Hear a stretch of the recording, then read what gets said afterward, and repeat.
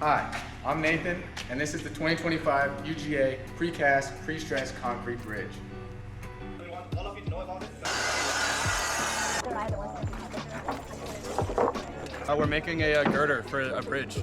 For a bridge, right? Formwork for it. So we're like marking off all like the dimensions of the formwork. So you guys are doing custom formwork, right? Yes. So what's the initial plan? We're just cutting up the plywood into different pieces right now, and we're going to figure out the angles and all later. Okay, that's nice. So are you guys comfortable with what you're doing, and did you guys have any idea about precast before this class? I would say that we're pretty comfortable with what we're doing right now. But I mean, personally, I didn't have much of a clue about precast before this class. I feel like I learned a lot about that both from the lecture yesterday, and I feel like I'm learning a lot already just through what we're doing right now.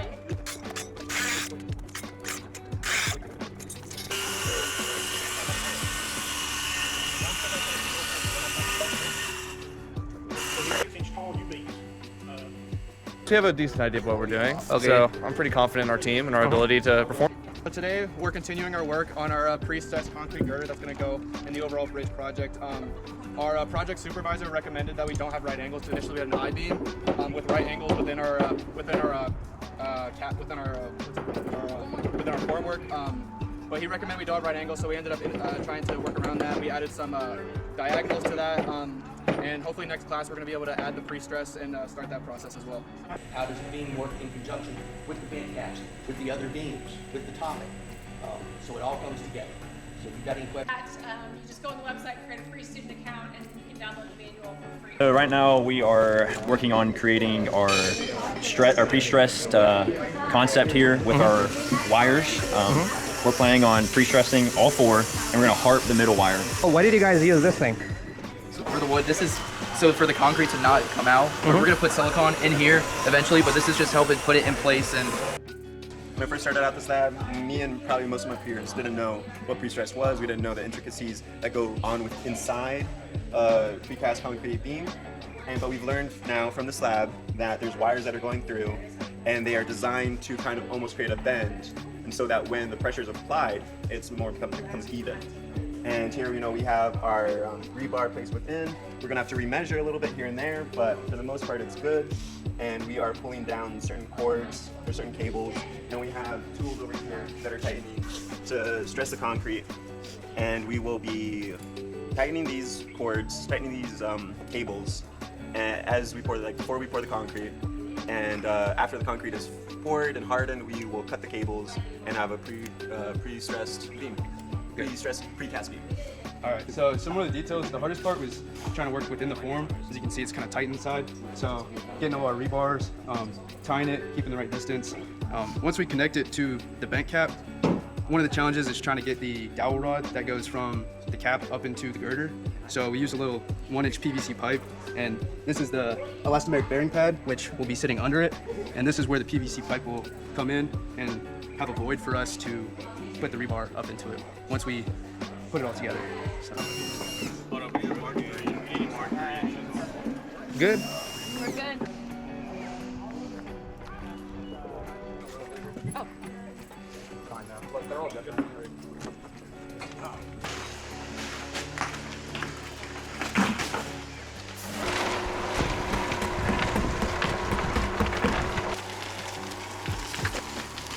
Brick. So you know what to do, right? So we're gonna leave you right here. What kind of brick is that? Surface failure.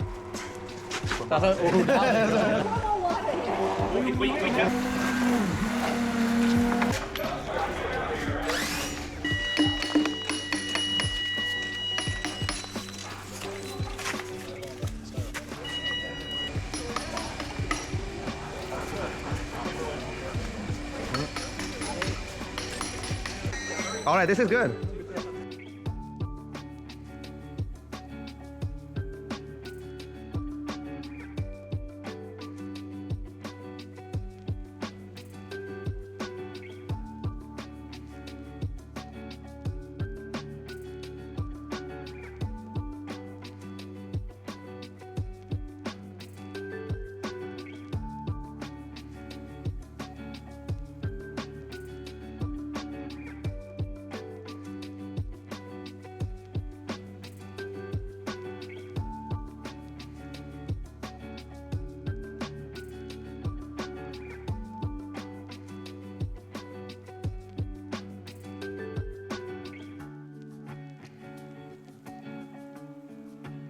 All right, so now that we're done with the project, what was your favorite portion?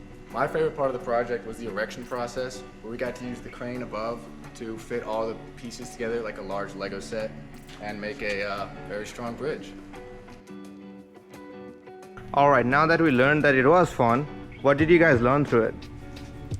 Basically, even though we had the drawings of what we were supposed to do, each group was individually building sections of this bridge, so it was hard to imagine what each section was going to be put into what.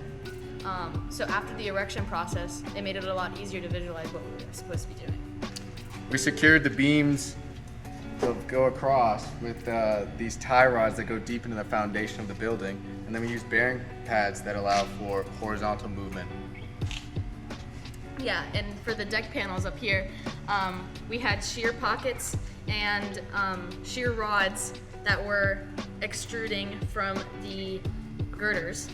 And when we placed them on top of each other, we can see that they fit perfectly, or almost perfectly, to where they should be going. And then in real life application, we would be putting concrete or grout in top of it to make it a whole composite structure. Yeah, so the most interesting part of this project was definitely learning about the pre-stressed girders in the bridge. When I would drive on bridges before, I always wondered like where they were getting all that strength to support so much cars and like loads.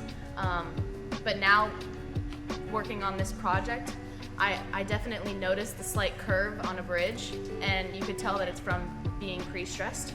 And now I understand how it can handle such heavy loads. I hope you enjoyed watching this video as much as we enjoyed building this bridge, and we learned a lot of interesting things, and I hope that you were able to understand just exactly what we do in UGA. We loved this project, and I hope we could like extend it for other years. Instead of just learning about it in a lecture, putting hands-on work into this project was definitely a lot more fun.